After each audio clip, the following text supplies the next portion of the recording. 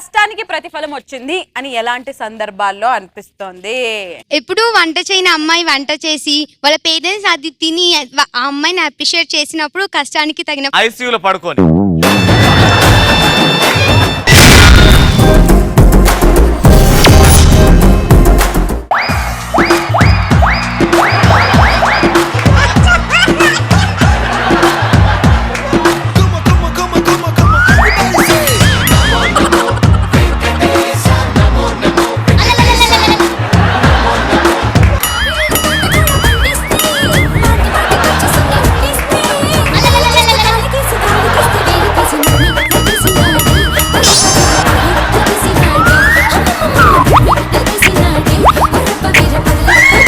పటాస్ సోమవారం నుంచి శనివారం వరకు రాత్రి 9 గంటలకు.